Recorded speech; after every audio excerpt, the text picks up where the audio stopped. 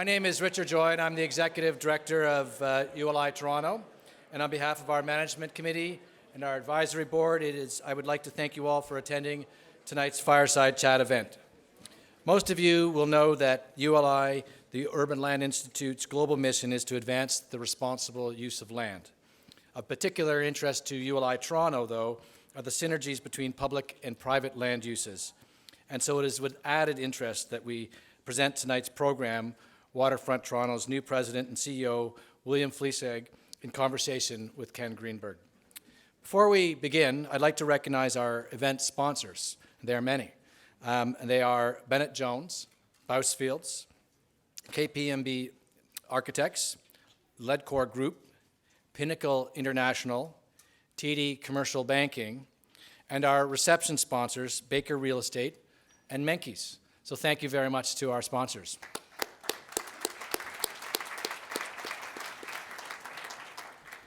A quick note to say that this year is our first to make our reception a members-only event. It reflects the near doubling of our membership over the past 2 years, now over 1,250 strong. As we grow, so will our value to our members, and you can expect more such events in the future. This is ULI Toronto's 8th annual Fireside Chat program. Past evenings have included conversations with such industry leaders as Ed Sonshine, Peter Sharp, the Menkes family, and Mayor Hazel McCallion, to name a few. It's a distinguished list.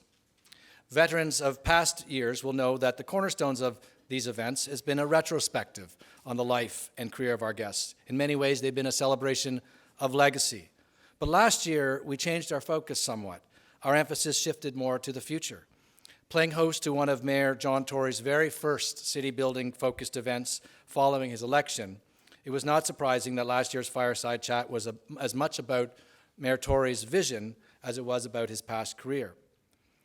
By inviting Will Fleissig to be this year's Fireside Chat guest, we are continuing in the vein of this new tradition.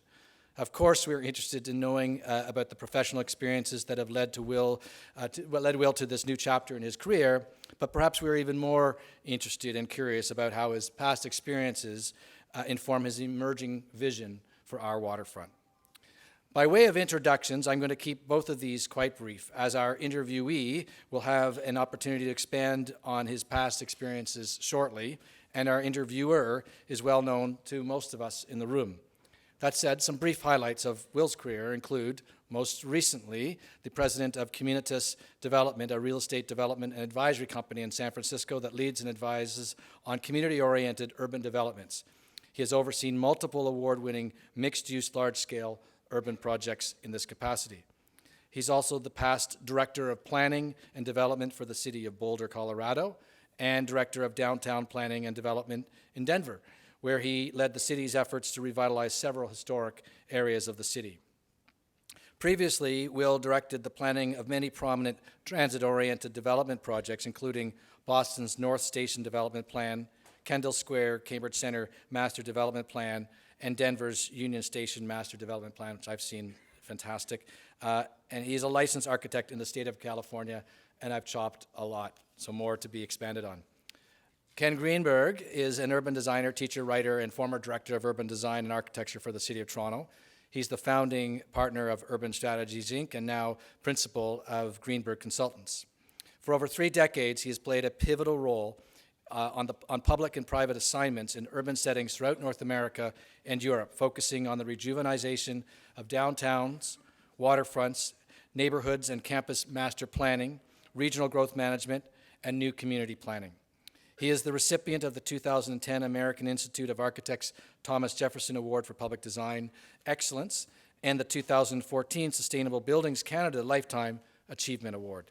He currently teaches at the University of Toronto, where he is an adjunct professor in the John H. Daniels Faculty of Architecture, Landscape, and Design. He is also a co-founder and visiting scholar at the City Building Institute at Ryerson University, and he is the author of Walking Home, The Life and Lessons of a City Builder, published by Random House. So an incredible panel that we have for you today. Before I turn over to Ken to begin the interview, I want to make sure people are aware of our various hashtags. We've come accustomed to being excellent in social media, so we hope that tonight will be no exception. I think we actually have been able to make #1 trending in Canada for one of our past events, so the bar's set pretty high. So hashtag Fireside TO, and questions can be sent to toronto@uli.org. And we look forward to receiving those questions that way. And of course, there'll be time, a good 20 minutes or more, for questions directly from the audience as well. So we've got lots and lots to cover. A very exciting program, as I said, and I'm going to hand it over to you, Ken. Thank you very much.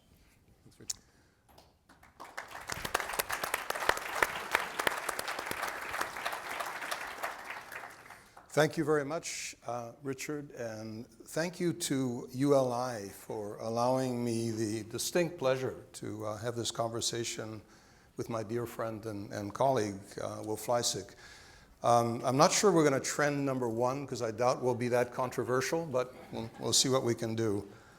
I think you can tell by both the quantity and quality of the audience who have come tonight to hear about you, that there is tremendous interest in this job that you've taken on, tremendous interest in our waterfront, which is one of the most significant collective projects that we're all embarked on, and people are really anxious to hear who you are and why you have taken on this really important job at such a crucial time. Enough about me. Okay. I'm just curious, if you're in planning, can you just raise your hand if you're in public sector, planning, consultancy, design, architect, landscape architect, development, community, investment, finance, other, yeah, okay. Raptor player, okay, great, thank you, So an extremely diverse audience. So I think on behalf of everyone, I'd like to extend a warm Toronto welcome. Thank you very much. Thank you for joining us. We're really glad you've chose us. And I want to take advantage of your new guy moment.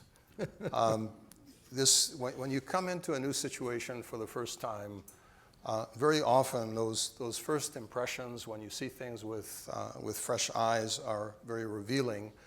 I sense that moment is quickly passing, just judging by the pressures you're under and the number of people I saw you on close terms with when we were out in the lobby. But let's see what we can do with that. But I first want to find out something about you and what drew you to this job. And for those of you who remember Brian Linehan, where he would start off interview. And does anybody remember Brian Linehan? Okay, he was a famous interviewer in Canada, and he would start off by playing back this amazing "This Is Your Life," and people would always say, "How did you know all that?" But as Richard did part of this for me, just prior, you were the president of a development company. You started off as an architect. You quickly realized what a mistake that was. You then went over to the dark side and became a private sector developer, as mentioned, where you directed a number of major projects in different cities. You then left that to go into the public sector, or at different times going back and forth, becoming Director of Planning and Development in Boulder, and then where we met in Denver, where I was hired on a mission impossible to mess with the Lawrence Halpern Park, Skyline Park, and so that was the beginning of a long relationship. So my first question to you, having done all that, is what drew you here to us? Did you have an early premonition about Donald Trump? Was it the high value of the Canadian dollar? What was it, and I'm curious about this, was it something to do with our city and the life that's possible in the city with Wendy, your wife, and your two beautiful daughters? Was it the job? What was the combination of things that was appealing to you in taking on this job? I think, Ken, that about 500 people have asked me that question. So I appreciate, I've had a lot of well, ability there's some to new think ones about it. who haven't heard the answer here. first I just want to thank Richard for the invite to come, and this is in a way, my coming out party, if you will. And I love ULI. I've been a long time member, and I really believe in what ULI is about. And I didn't tell Richard I was going to say this, but I love what happens at the district councils. To me, that's where the rubber meets the road, and people really get involved in raising the bar about the discussion and the discourse. So I'm very happy that this can be my first time to talk to folks. So thank you for the invite. As far as your joke about Trump, my daughter said to me, who's 13, this was many months ago. This was in October, and I had had discussions with the board, but I had not yet passed immigration, that I knew that they would allow an American to become CEO of a major Canadian corporation. So I wasn't sure, and one day my daughter Ariel says, "Daddy, if Donald Trump becomes president, we have to move to Canada." And I was sure she'd been reading my emails and that she knew that there had been all these Canadian things back and forth. But actually, to really answer that question, I have to go back about 5 years. I had come back to Toronto in the early 90s because we were looking for an architect, my development company in Denver, to find an architect to build a mixed-use contemporary building in a historic district in Lodo, lower downtown. And Bruce Kuhlbauer, Shirley Blumberg, KPMB were one of the finalists in that, and we came to Toronto and we interviewed them, and Bruce and Shirley won the project, so I got to come back several times to meet with the team and to talk about the project. So, when you meet someone like Bruce, it's, of course, you get the whole gestalt about what the city's doing and what's happening. And it was an interesting introduction to have someone who, is from here, knows it intimately, is very involved with the waterfront. Although little did I realize, Bruce, that would result in my sitting in this chair 10 years or 15 years later. But, I grew up in the East Coast. I grew up in New York and in Boston. And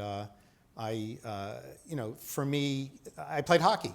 I was a hockey player, and I thought I was pretty good until I got to college, and half the team was Canadians and half the team was from the US, and all of a sudden I wasn't so good anymore. But I really enjoyed the sport and enjoyed playing and got to know a lot of Canadian friends, some of whom were from Toronto. And I think the issue we all face in our career is, we want to keep learning. We want to keep trying new things. We want to still understand, how do you do this? How do you make, places, cities, buildings, districts? And frankly, for me personally, when I got a call from a headhunter and they send you you get these calls from people saying, would you consider an opportunity? And you open the attachment, and I read the mission statement for Waterfront Toronto. And I'm paraphrasing, but it was something to the effect of, to revitalize the waterfront, to provide economic development, sustainability, and to change the perception of Torontonians, Ontarians, and Canadians about Toronto. And I said, who wrote this? I mean, who changes people's perceptions, much less who adopted it? I mean, that's pretty wild. I said, I've never seen a mission statement that expanded the idea that if you transform a large chunk of the city, that could actually change people's notions about who they are and why they're there and how people perceive a place. So that was the first really hook to that. And then the more I kept reading the vision, I mean, the hair on the back of my neck went up. I mean, the opportunity at the scale, what had been accomplished by John Campbell, my predecessor, and the team at Waterfront Toronto, working with the city and the province and obviously Ottawa, to begin to take what 20 years ago, Ken, was a pretty moribund waterfront. Lots of previous plans. I mean, it didn't take a lot of Googling to figure out that there were a lot of visions and a lot of plans and maybe not a whole lot to show for it. And of course, I went back to, the late 1700s and early 1800s to see how this place had evolved.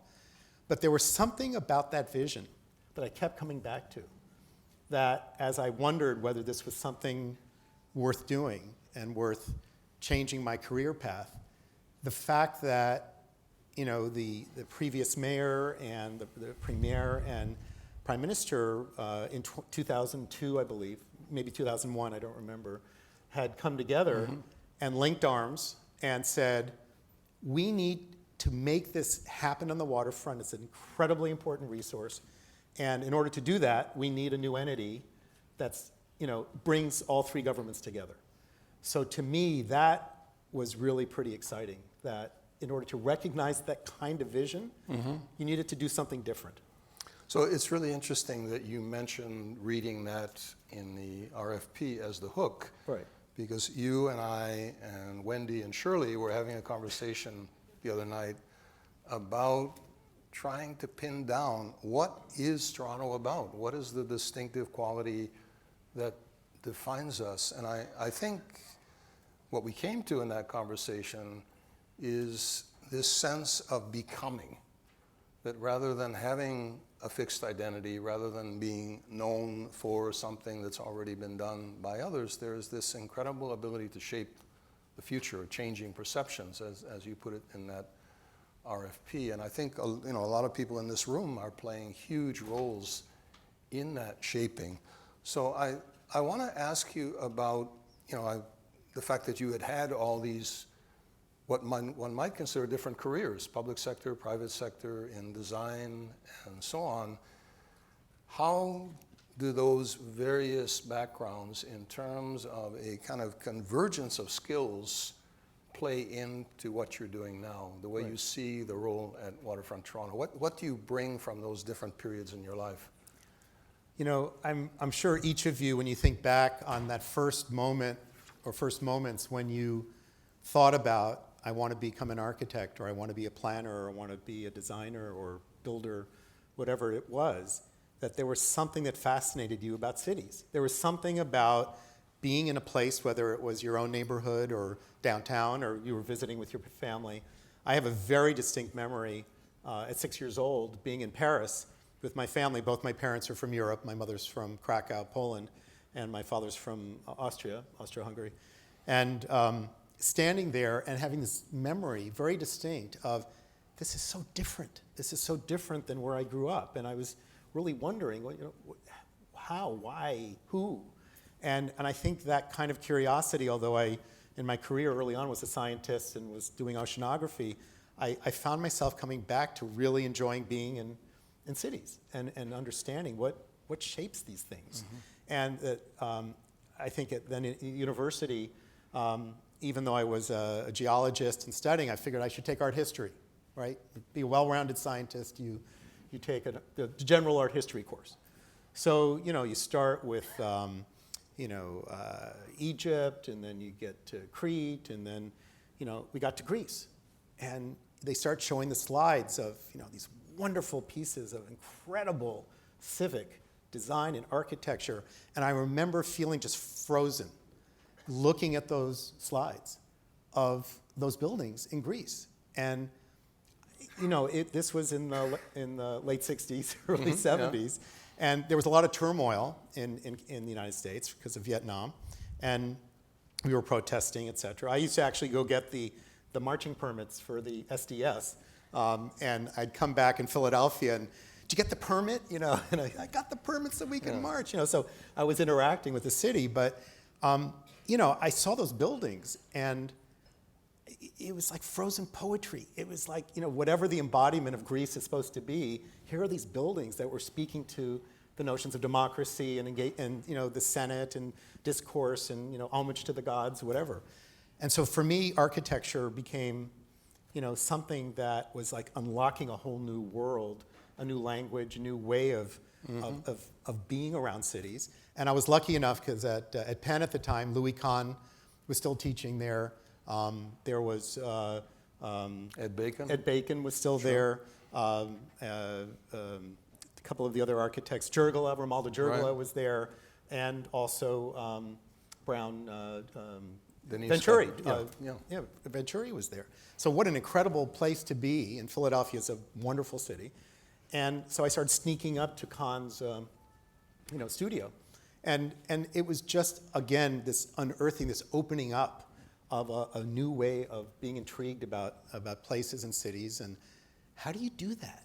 How do you actually create a city? And you start to read about that. So I veered off from the science.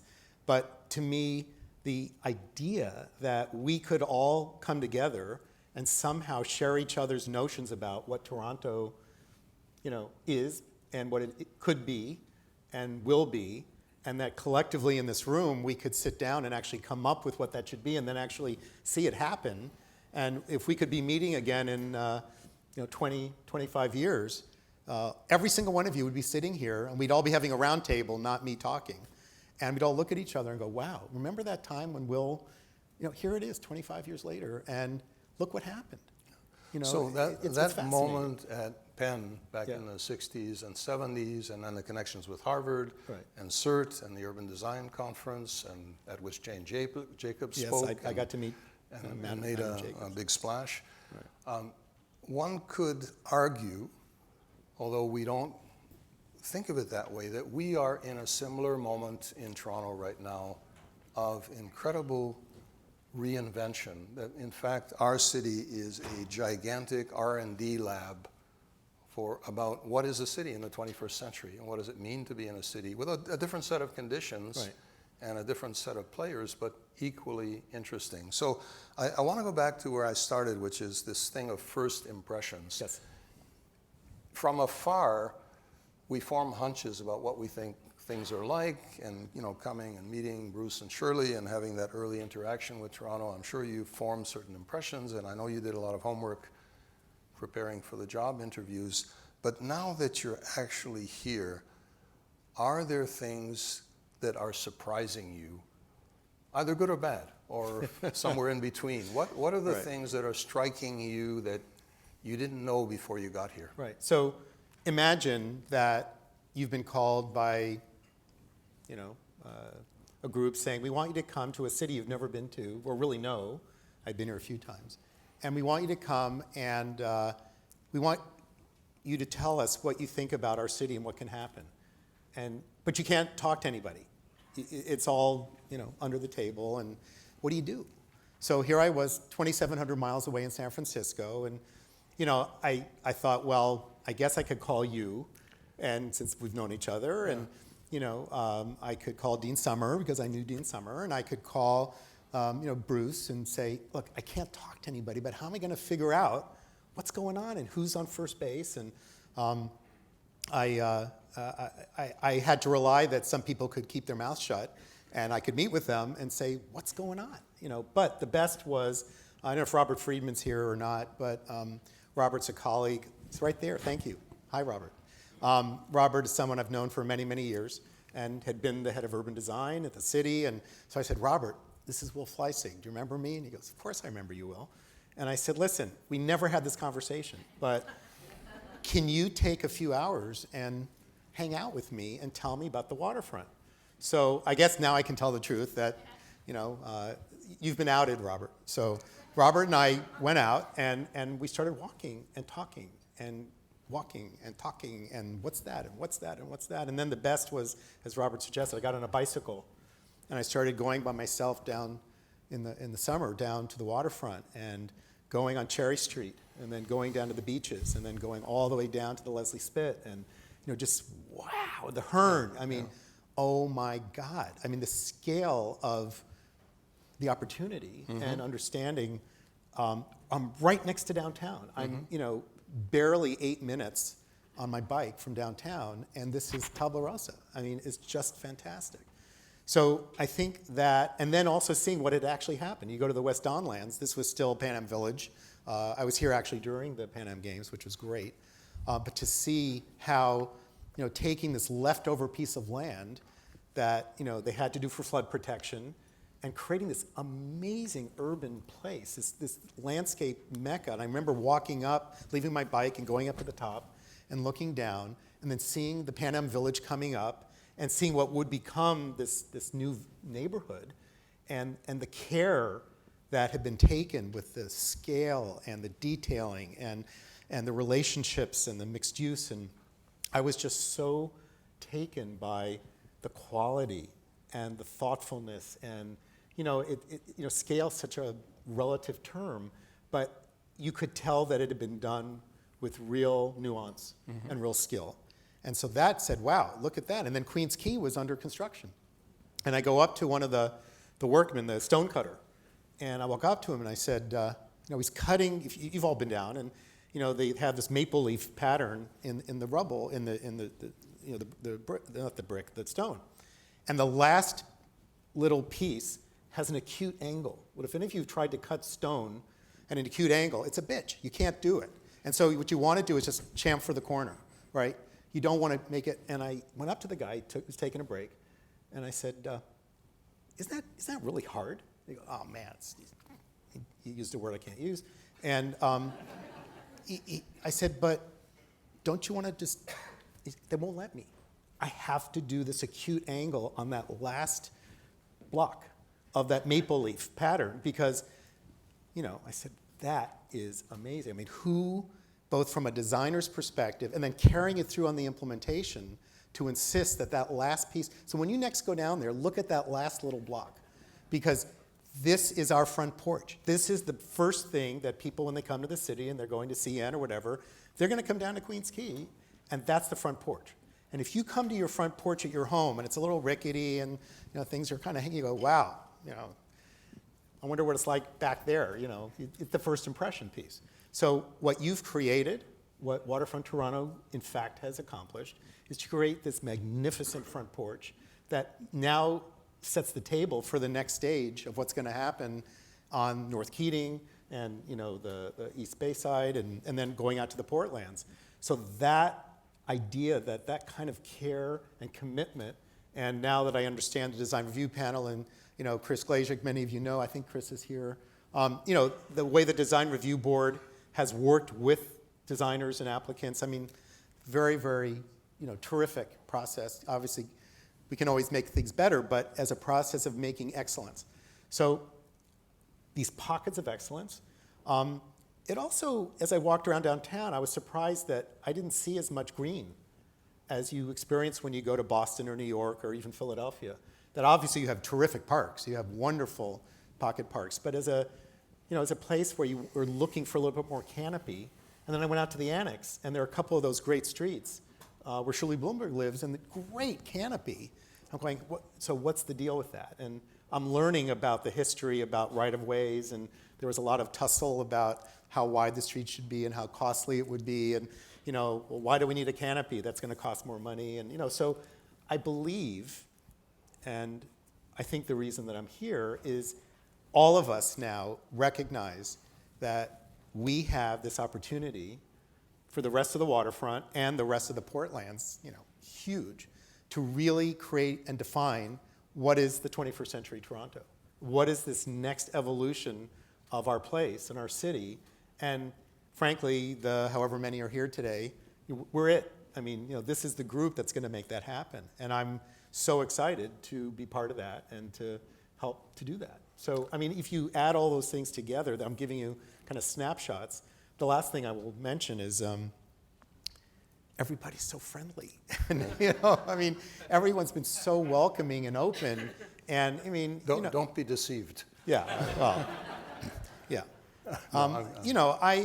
I found that people are intrigued. They go, "Why would you leave San Francisco?" That's probably question 3, but no, I'm not asking that. It's obvious. Why would you leave San Francisco to come, to Toronto? And but I have found that people are really open to trying some new things, looking at some new approaches, maybe saying that some of the things we've done in Toronto, as good as they are, we're ready for the next stage. That now Toronto's in this elite category where, number 1 in North American sustainability, number 1 livability, number 1 diversity, number 8 as a financial, worldwide, just absolutely in the first rank of world cities being spoken about with London, New York, Shanghai, Hong Kong, Paris. That what does that mean for each of us, and how do we start to define that opportunity? And I think there's great opportunity to do that. So you picked up on a couple of really interesting things among many in what you just said when you were talking about the trees. We were a city, I have to say, for much of our history, of very low expectations in terms of the public realm, which we like to talk about now. So we did not, unlike many cities on the continent, we didn't plant street trees in the right-of-way. So why the neighborhoods have those wonderful trees is they're in people's front yards. We have very few streets with robust tree planting in a way that is sustainable on the streets. We just didn't do that. We were very, I guess the nicest word I can use is parsimonious. We were careful with our expenditures. And going to your discovery on the waterfront, I have to say your predecessor, John Campbell, and the team that he assembled, and Chris, who's here somewhere, and Andrew Hilton, who I'm looking at, the Director of Communications, and a bunch of other people who are in the audience, are part of an amazing team that you've inherited, which is trying to change very significantly the level of care and quality that we put into the public realm. So Queens Quay, the series of waterfront parks that we've developed, guiding all of that and sort of raising the bar is incredibly important. But what's really interesting is Canadians are by nature, and I can say this as a dual citizen, I'm schizophrenic. I've already been here long enough, so I've inherited some of this. We're very modest. We do not trumpet our successes. And coming as an outsider, I think what you're seeing is that the transformation of the Toronto waterfront is one of the most extraordinary things going on in the world of design and development to be found anywhere on the planet today. And so getting Torontonians to actually embrace that, I think, is part of the job. And to see it for what it is part of the job that you've inherited. But let me switch to something else. You mentioned that moment when Waterfront Toronto was formed, when we had Jean Chrétien, Mike Harris, and Mel Lastman, the famous The Three Amigos. The Three Amigos shot where they stood down on the waterfront, and in chasing an Olympic bid that we didn't get, they formed Waterfront Toronto. They each put some money in the kitty. We created the initial $1.5 billion war chest. But for that, we would not have Waterfront Toronto. Right. And Waterfront Toronto somehow, despite the best efforts of the Ford brothers, actually has survived, is doing well. And I think you've inherited something that is really in good shape. But talk candidly, if you will, about having the three masters that you've mentioned, about how do you get the three to march? And I think you're already learning enough about that to sense some of it's probably both a strength and a weakness to have those three parties at the table. Right. But how does that play out? What's your sense of that? So I just wanted to follow up on a comment about the design excellence and how that's happening. I want to actually, the developers that I've met so far have, it's just remarkable their understanding that the value of the public realm and the value of that public identity and how people will, there are a lot of buildings, but in a sense, how the public realm where people are really coming together is so valuable to the future of the district and identity, and therefore the value of the investment. And so I think the development community here, I think, is very sophisticated, totally gets the proposition of the public realm, the sustainability, how those pieces come together. So I feel that we're blessed both with a very deep and talented design community. We have the policymakers in the city in terms of setting up where do we want to be going as a vision, as a sustainable place for the GTA, and then the development community bring the investment dollars. It's all that together that's going to make this happen. I think the notion of an entity that has three shareholders, basically. If you don't know, the board consists of 4 appointees from the city, the province, and from Ottawa. And what was wonderful during the interview process, I got to meet all the board members, was that when they came together as Waterfront Toronto, they were not representing, the premier's agenda or the mayor's agenda or the prime minister's agenda at that time. It was really, they were there for the waterfront. And I was really impressed by that. A very diverse group of people, Sheldon Levy and, obviously Mark Wilson, the chair, Ross McGregor, et cetera, Gary Wright, who's the former chief planner of the city. So great, board to work with.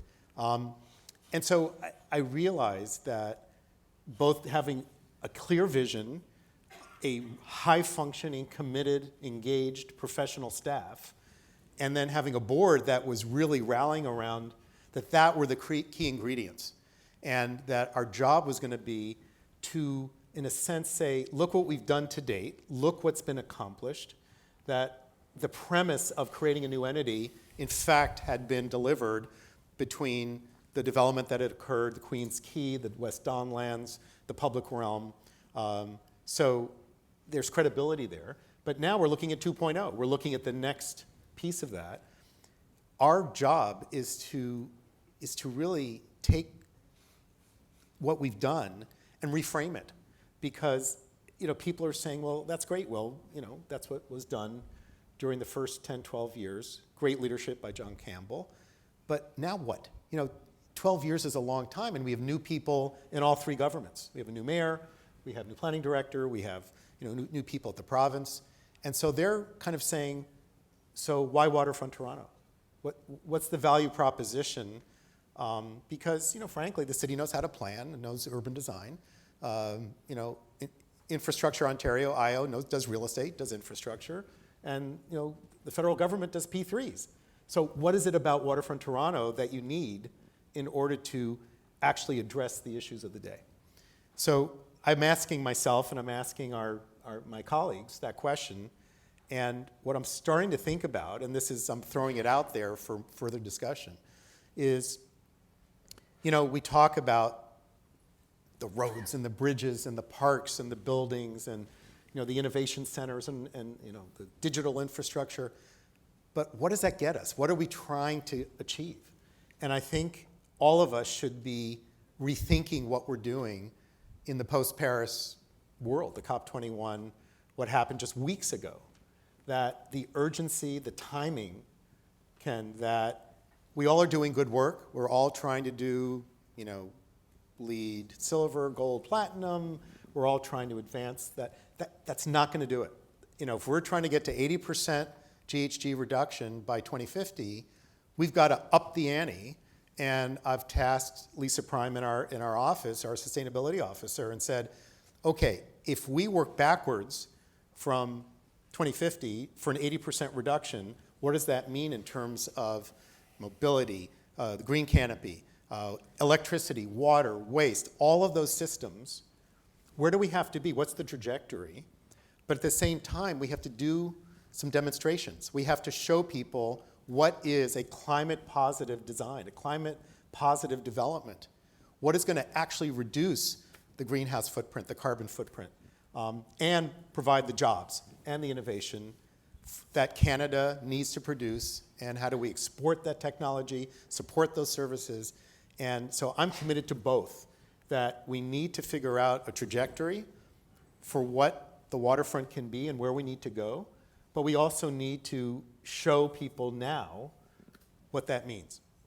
And we're about to put out an RFQ for 4.5 acres on Quayside, a property that we own, and to ask that question, what is this 21st century neighborhood building technologies? How do we broaden the partnerships to bring in nonprofits, to bring in industry, construction folks, to bring in the wood, the concrete, the steel people, bring in the pension funds, bring practitioners to the table?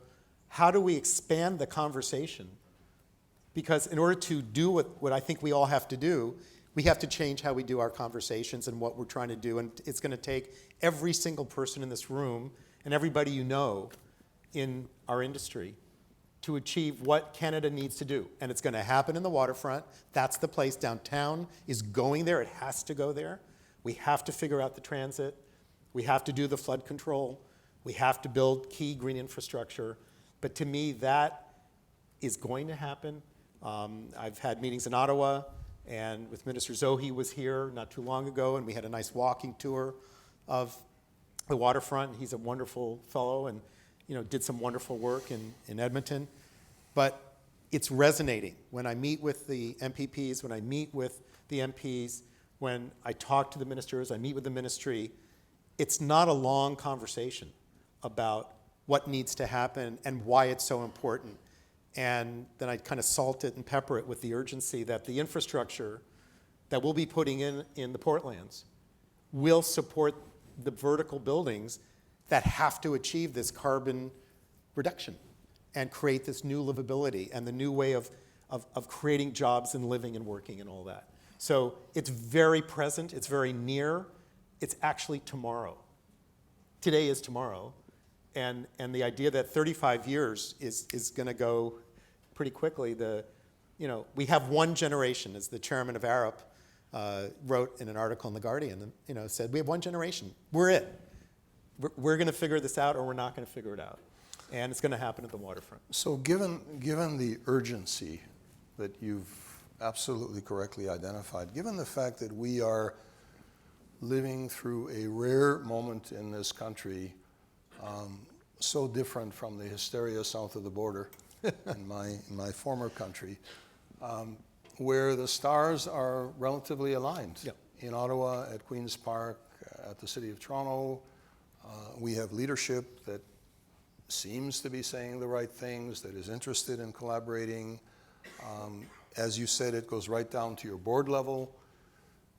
How do you, as the leader of a large organization with partners, deal with a reality that I think we all would acknowledge, and that is in our day-to-day practices, in all the departments and portions of departments and the agencies and all of the split jurisdictions that we have, a lot of the world is just churning along on automatic pilot, and we're not fully achieving the potential of that great convergence model that you're describing. How do you actually empower, inspire the staff, get people in your partner agencies to buy into this vision, to break through some of the barriers, right, so we can actually, in the timely fashion that you're describing, so we can actually get there? How do we, you're talking about 2.0.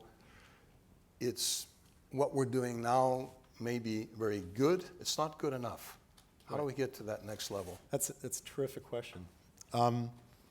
It's almost the kind of Buddhist, the journey starts with one step, and you need to learn that there is power in the vision. Because if you think about it, any of you who design buildings or plan districts or build large construction projects, I once tried to estimate how many decisions go into building a building.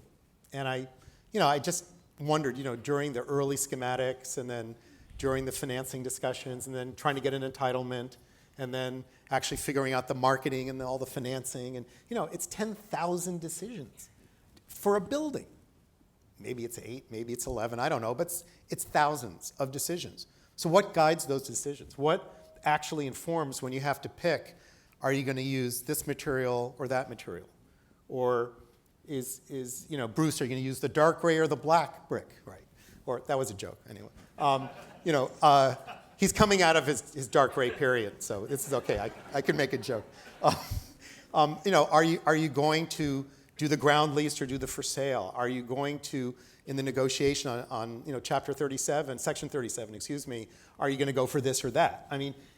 What informs all those decisions? And if you have this powerful vision, it really will in fact guide how that happens. So here's an experience when my last kind of major development was with the University of California at Davis, which is on your way to Sacramento from San Francisco.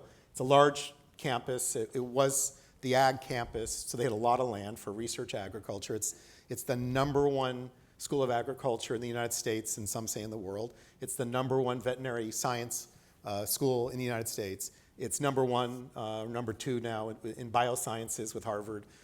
Fantastic school, and they wanted to be number one in environmental sciences. And so they did a national competition for a developer to develop 220 acres. And they didn't start by saying, we want net zero energy. They just said, we want to create the campus of the future. We want to have faculty, students, and staff living there. We want to have a community college, as part of a university. Very interesting. And I understand here, universities, colleges, same kind of connections. And it started with conversations. We won, and we beat out the big guys. We beat out Forest City, Lincoln Properties, the big student housing. And I said, why'd you pick us? They said, well, A, you listened, you understood our goals, and we felt that together we could partner to achieve something that would achieve our aspiration of this new campus of the 21st century. So I'm fast forwarding, I won't go through, this was 10 years ago. And we ended up building the first net zero energy community in the United States that's built with private financing. It's on a ground lease. And we were able to do that because the vision came out of this broad set of conversations with the professors, with the engineers. We did a call for ideas on new technologies, new light bulbs, new everything, new products. We met with the finance people and tried to invent new forms of financing. We got grants from California who were looking for new models and brought in industry as part of that discussion. And out of that came this aspiration. So the vision guided what probably at that point were like 25,000 decisions of that vision framing every day. Well, do we do this or do we do that or do we do this? Well, you know what? This one has the possibility to get us where we need to go. So I believe that is an example that if we can articulate clearly, starting with you, with the policymakers, with the financial partners, with the city planning department, with our counselors, with the elected officials, that this idea of addressing 21st century neighborhoods, of creating jobs and entrepreneurs where people can actually create new ideas and new jobs and come together, where we can build in a way that we haven't built before, and we can engage this incredibly diverse community. I mean, think about if, with all those decisions that we're all going to be making now, you take the diversity of Toronto, which, parenthetically, my favorite times of the day are riding the subway to work and back, because I love seeing who's on the subway. I mean, it blows my mind. I love it. But if you take all those wonderful diverse backgrounds and cultures and identity and history and understanding of how we work together as human beings, and you broaden that out and get them involved with this discussion about this 21st century, I mean, nobody else can do that but here in Toronto. We have the advantage of openness and connectedness and the ability to bring people together. That will create this new, incredibly different thing. And everybody in the world is going to want to know, how did you do that? How did you bring people together to inform the vision and to guide these thousands and thousands of decisions that will result in this new village, in this new district, this new downtown?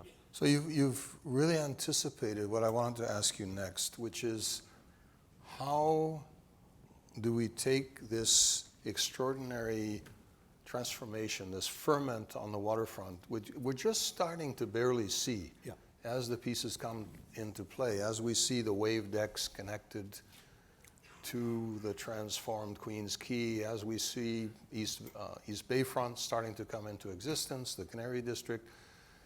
We're just at the early stages of people starting to understand this. How do we parlay that experience back into the larger city, make it meaningful for the larger city, and make Torontonians in a city that has recently suffered the ravages of wedge politics as a result of amalgamation, of a real sense of them and us, of, that's just for those folks, that's not for me, because obviously your funders, your three sources of funding, depend on their constituents believing that they have a stake in these outcomes to keep up the level of funding. How do you make this waterfront project something that belongs to everybody? Right. So where to start in that. I think right now, you all are aware of the waterfront because this is your profession and you're interested in the city. But for many, many people who live in the GTA, unless you work or live or have some connection, you go to the Jays games or you're a Raptor fan or whatever, the waterfront's like, why would I come to downtown? I mean, for the Pan Am games, you would. But I think we have the job to broaden and deepen the connection of everybody in the GTA to waterfront. Because if you think about it, we were discussing this at dinner the other night, everyone loves their neighborhood with a passion. I mean, the city of neighborhoods, you know exactly which store and which shopkeeper and who lives where and what's going on, and very, very proud. But the reality is that every single one of you and everybody who lives here has another neighborhood that's theirs, and that's the waterfront. It belongs to everyone. So actually, everyone here has two neighborhoods that is theirs. Each of you here own waterfront property because of the investments that have been made by the federal and provincial and the local government. In fact, I did some real quick math. If you live in Toronto, each of you own a square meter of the waterfront. So, little plug, during Luminato this summer, we're trying to figure out if there's a way for people to come down and visit their waterfront. Come on, while you're going to Luminato, come and camp out and hang out in your waterfront property and see what it's going to be like. So I don't know, we'll see. But, I think that if people feel connected, so what can we do to make those kind of connections? This is a legacy project. This isn't just the 10 or 15. How do we involve the school children? How do we involve the universities? How do we engage corporations and others, tech or otherwise, to feel that the waterfront is this opportunity to get the conversations going? So once you've broadened and made that connection, then you can start to talk to the councillors and talk to Ottawa and talk to people and saying, we're having this great conversation about what this is going to be, and people are engaged in it. And I think I have to give a plug to Jennifer Keesmaat. I mean, she has gotten planning to be cool, to have people talking about planning and what's going on. And I think there's something on your chairs about her report from 2015, what planning's doing. It's extraordinary what's going on city, and now we have to include the waterfront in that discussion. And the other part of it, the scale of the waterfront is so huge that even with the investments by the three governments in the flood control, in the transit, and on some of the key infrastructure, it will require huge amounts of private capital and philanthropic capital and pension monies to come there to leverage that. So to me, that will start to change the dynamic a bit, because we can't just rely on a more typical kind of Crown Corporation model where the government funds 100% of the project. That's not going to work. So there's some new models for us, and I'm sure you've all been looking at the Under the Gardener, the Excitement project that you're very involved with Will and Judy Matthews. And it's been interesting being at meetings for that and working with the city folks and our team to look at how bringing that outside interest, that outside investment, is starting to already say, well, why can't we do that? Why can't we try this? So that helps when you bring that other financial capital. And of course, all of you know the golden rule, right? He who hath the gold makes the rules. So, here we're bringing the gold from the Matthews to be, very clear about it, and that's helping to frame what the Under the Gardener could become, and it's getting other people interested and, to hopefully match and exceed those funds. So I see it as a design imperative. It's a messaging issue. It's a policy question. How do we change some policies that will allow the waterfront to go into realms where right now the financial model may not work? It's a policy issue. New forms of partnerships that we don't have. We really have to reinvent all that around these decisions that will allow us to make this happen. So I'm starting that obviously within our organization, and so far the staff's giving me some rope to have that discussion, and we're doing some interesting discussions. We'll involve the board with that, and I think by the summer, early fall, you will all be hearing much, much more about how do we engage more people, how do we engage you How do we involve more people? And obviously, hopefully, the rollout of the government investments. I don't know if I'm supposed to do this, but I'm going to. You're going to do it anyway. I'm going to pay you a compliment. I've been observing your learning curve on all this since before you had the job, and in the short time that you've been here, and you're just absorbing everything like a sponge. But I think the most significant thing that, in the way you're starting to talk about this, the Toronto waterfront is a profoundly Canadian project. The underlying values of social equity, of access for all, of doing this in a way, and the way you were just describing, that benefits the whole population, as opposed to some jewel which may be incredibly successful in its own terms, but is disconnected from the rest of society. And I think that seeing you embrace that gives me a lot of confidence in where we're going. So I want to ask you one last question, and then I'm going to throw it open to other people.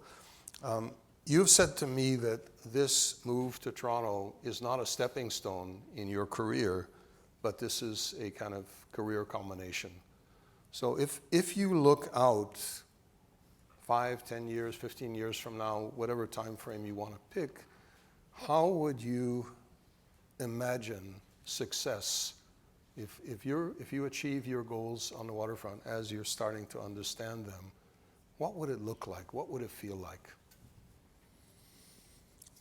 I love science fiction movies, and I love to go to Star Trek and Star Wars, and I love to see what these young kids are coming up with. And if you remember, there was a thing in Star Wars 1 or 2 movies ago where Starfleet Command is right on Christie Field in San Francisco, right at the foot of the waterfront. And there are these really wacky, cool vertical buildings, and lots of vertical green, and it's a different form of what city is.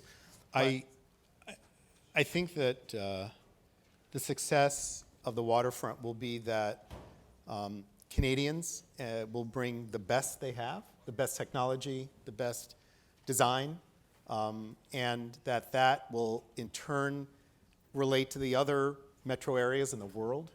That will learn from Canada, and we'll learn about the process and the design, and how we found a way to forge these partnerships in a Canadian way, and to broaden that conversation, and remain true to the vision, to include people, and in a way to create this identity that I think me as someone from North America feel about Canadians, that again, as I started out saying, about the openness, the connection, the thought, and I just would hope that it also will bring out that urgency, and will bring out the entrepreneurship and the ability to take a little bit of risks. Again, for me, as I look at it, what a great place to take risk as an entrepreneur here, and to try some things, because you have fantastic quality education, you have the healthcare that's the envy of everybody, and so you have a little bit of that safety net for your family. So to say, hey, let's try something that's a little bit outside the box. Let's try this new approach. I really want to welcome people to try, email me or email someone at Waterfront Toronto or someone on the board saying, hey, I just saw something fantastic. Let's check it out. Here's something we might want to think about. How do we adapt those ideas to Canada, to our climate, and to our culture? So I think it's continuing that exchange. And for me, I don't have the physical side, because that needs to be derived from the vision. I will tell you that with 150,000 coming to the GTA, and with the market as it is, and with the discussions that I'm having with some developers, things are going to happen much more quickly than I think any of us realize. That as soon as we can announce the government investments, it will unlock the inherent value of the waterfront and the proximity to downtown, and allow us to begin to think about things very holistically, but yet get on with some key projects. And that will then keep amping up as we invent some new ideas, then we'll go to the next level, and we'll just keep amping it up. So I think it's a combination of the conversation, keeping open to the new ideas, having the spirit of entrepreneurship and testing, and I think that we need to do more of these demonstration projects to show what we can do and to make it the new industry standard for the rest of Toronto.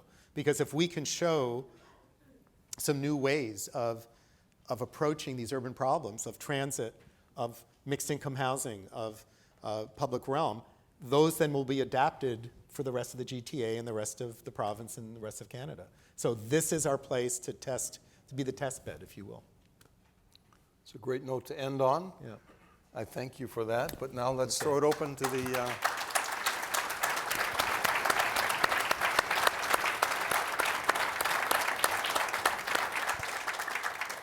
So I have some questions for you. Do you want to Oh, yeah, read them? I'll read. Yeah, I should read them out.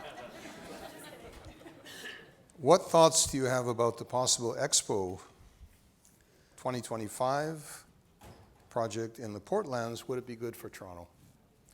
So how many of you have been to a World's Fair? I mean, did you go to Vancouver or did you go to one of the other ones? So a sprinkling. It's intriguing to think about a World's Fair in a 21st century social media type world. And we can learn about different countries or see the latest technology or see the products of countries, but it's not the same as actually being there, as we know.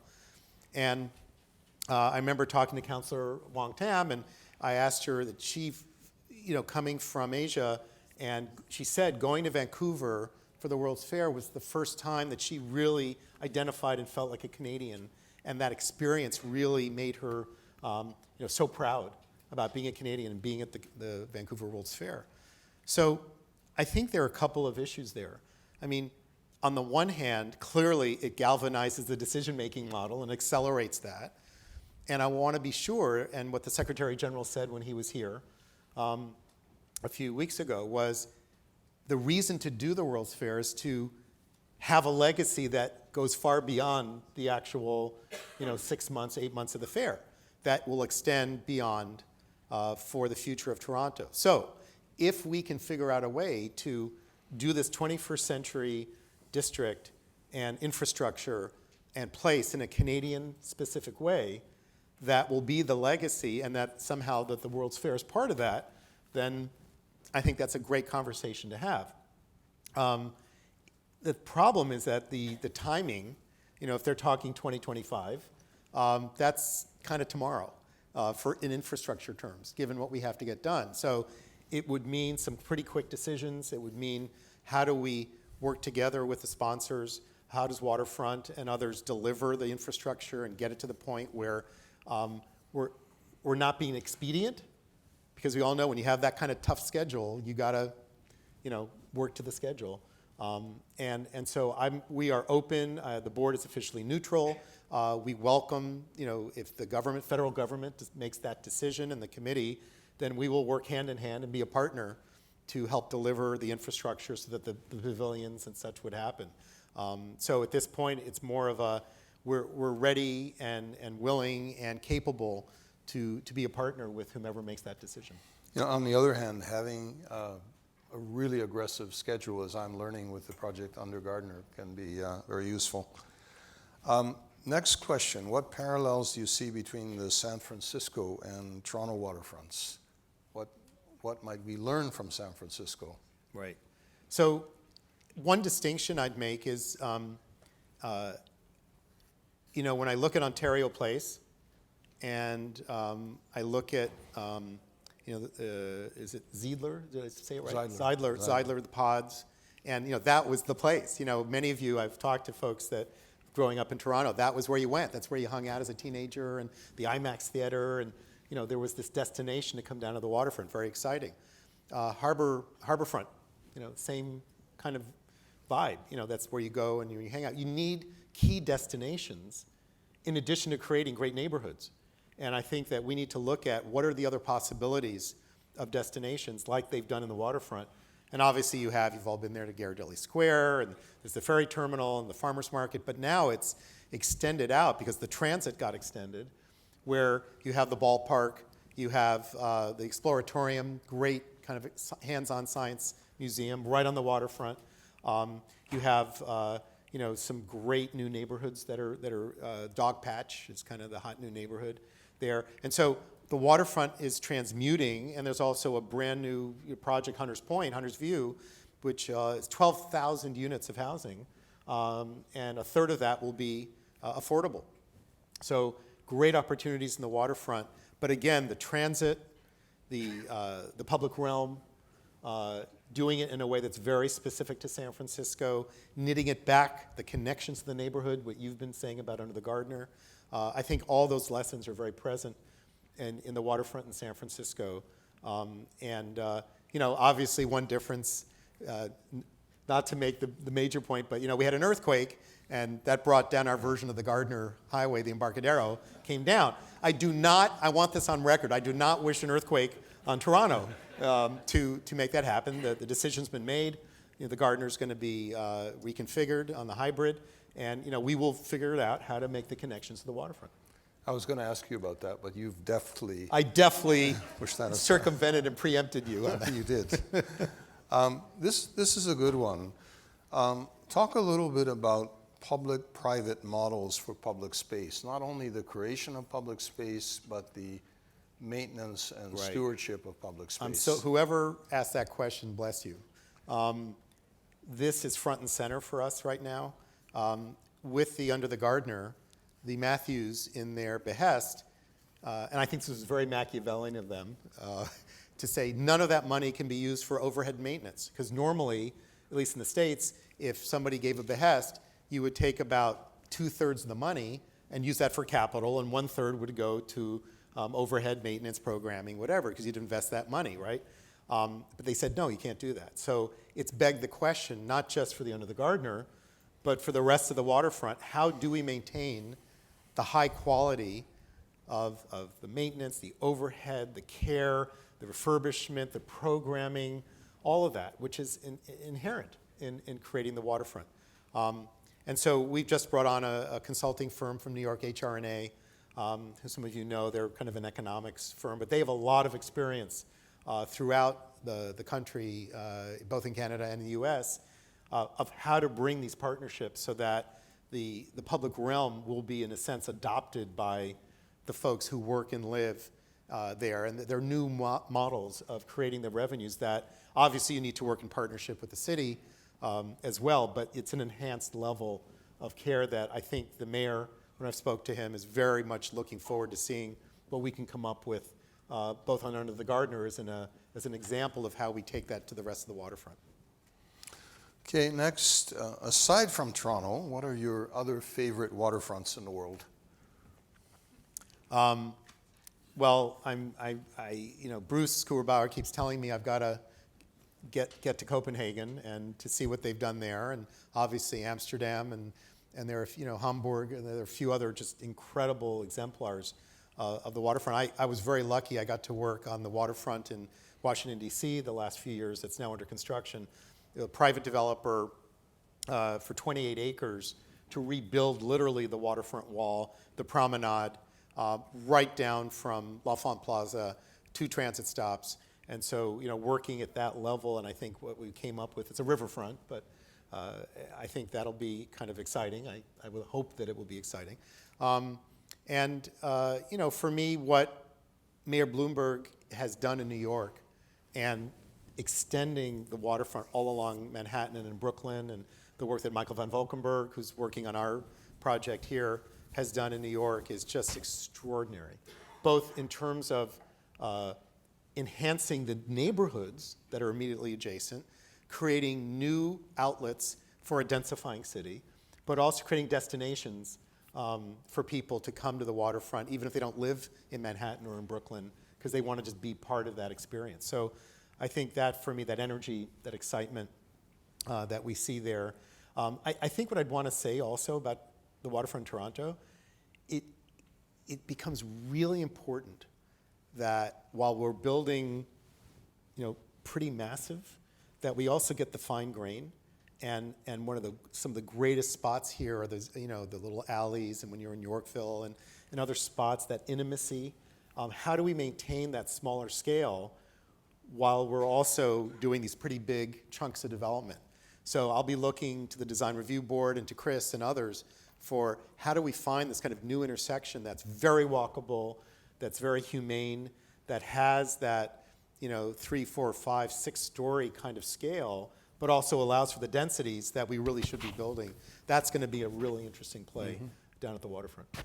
So in the spirit of learning from each other and seeing what's happening elsewhere, I'm going to make a little announcement about the Undergardener, which I think is pretty interesting. The folks who created the High Line and who are currently managing it have decided to call together people from 15 leading edge projects around the world that are dealing with found spaces like the Undergardener, and Toronto is one of them. So that with the idea that we can form a kind of association and share best practices, learning experiences, and so on.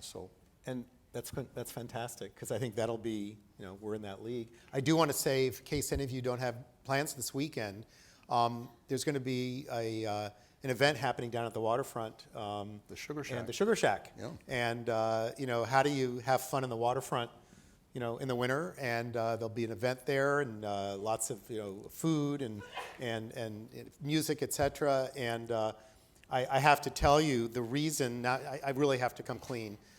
I hope you're enjoying the San Francisco winter weather. Today, I felt totally at home. I didn't have a coat on. It's great. It's in my contract that if I came, I had to bring San Francisco winter weather to the waterfront. So you're welcome, and I hope you enjoy it for the time being. But anyway, I just have to say that I'm really, really pleased, as are my family, to become a Torontonian, and to be part of this conversation, and to learn from each of you. And I want to learn more about the history. And but I really feel, as you said earlier on, Ken, the alignment, the moment, the fact that our government leaders are saying the same thing, that we have opportunity to create these new models, that we have this fantastic design and development community here, that this is right in front of us. And I'm going to do everything to pull everybody together here, that we can, and the Waterfront Toronto organization can become that, that we will look back and say, this was that moment that we seized that opportunity. And I'm so glad I'm here to help with that.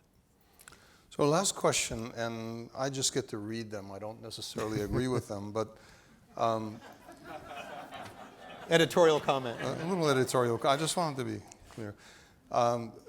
We are not a quote-unquote world-class city yet. How do you think the waterfront plan can facilitate this goal? Evaluations are in the eye of the beholder. And, there are places of San Francisco that I could point to, and it makes me apoplectic to see what happened and why did it happen. And, it just drives me crazy. Or I go back to Denver, and looking back after, 35 years of having been involved with Denver, and seeing what happened along the Platte Valley, and, some things that just, make me incensed that, we either didn't get it right, or that somebody didn't follow the plan. And, it's family, right? You guys are part of the family, and well, we should have done that, we should have done that. And I have to tell you, as all of 42 days or whatever long I've been here, I really believe that there are elements of the world class of what's happening that we will be in that first rank. And I think that we have snippets, and when I look at the West Don lands, just what happened in such a short period, and when the fences come down, and when the new people start moving in, and you start to see what I believe we'll all go back there together. You're going to start nodding your head saying, okay, here's a demonstration of what will be happening in North Keating and Quayside and the rest of the Portlands. And so I believe we are on the path. We are on our way. And when we will come together and say, okay, now we're officially world class. Now we've officially stamped it. It'll be interesting when we decide that we're in that league or not. I really believe that we can learn from others, but we have the time to, because of the climate change issue and the urgency of that, I think that will accelerate what we have to do. And I believe that urgency will cause each of us to try and push a little bit faster, a little further, to try and achieve something that we will be, looked at around the world as, wow, what happened here in Toronto is really something special. So I think another way of saying that is the journey is actually much more fun than getting to the destination. And I think we all want to thank you for bringing your vast experience, your intelligence, your enthusiasm, your desire to do something terrific on our waterfront to our city.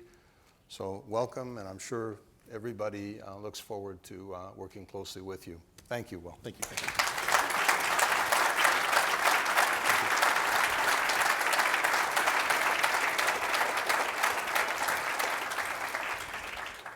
Just a few more remarks before we close for the evening. I'm Emma West from Bousfields. I'm on the management committee of ULI Toronto, one of the co-chairs of the Women's Leadership Initiative. And I'm Tony Rossi, the Divisional President of Real Estate and Lending at Infrastructure Ontario.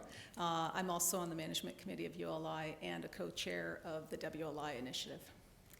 And we would like to, on behalf of the Management Committee and the Advisory Board of ULI Toronto, thank both of our guests, Will Fleissig and Ken Greenberg, for their inspiring and informative conversation. I think it's been valuable for all of us here to understand what the future direction of Waterfront Toronto is and what our new leader of that organization is going to bring to the future of that group. We've also had the privilege of having Ken Greenberg lead the conversation, one of our great city builders, as well as Will. So we thank them both.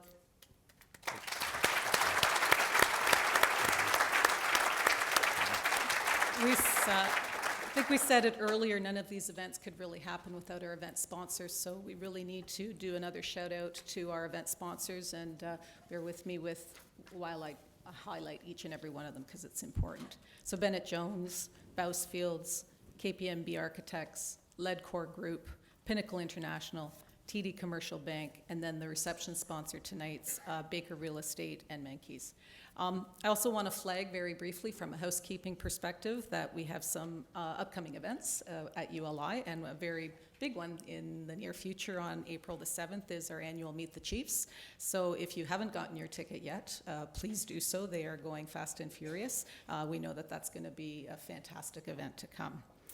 But also finally, as co-chairs of the ULI Women's Leadership Initiative, we thought it was very important that we couldn't leave tonight without actually marking the day of International Women's Day. So both Emma and I are very pleased to be co-chairs there, and many of you have been involved or were at a part of our launch for the She with He initiative. So for those that have not been there, on many of the chairs you will see this postcard, and the She with He initiative was launched this year by our WLI group. It's fashioned after the United Nations He for She, and it really does speak to living in not just a city like Toronto where diversity, back to what you said, Will and Ken, diversity is our strength, but also there's still opportunity for parity for women within the real estate and development industry specifically and across the board. So we encourage you to take a look at that and to go on to the website and actually take the pledge and work with us. And one more thing, if you're looking to celebrate International Women's Day, other than taking the pledge for She with He, is that our nominations are currently open for our Women's Leadership Initiative Championship Team. And for those of you who aren't aware of what the Championship Team is, it's a way for us to highlight or spotlight some of the incredible women in the real estate and development industry. And we have over 100 members on the championship team now. Many of you are in the room. And we are open for nominations for other incredible women within the industry. Nominations close March 31st, so again, if you want to celebrate International Women's Day, feel free to sign the pledge or nominate an incredible, inspiring woman within the industry. So thank you very much again for coming out, and thanks to our speakers as well. Have a great evening, everyone.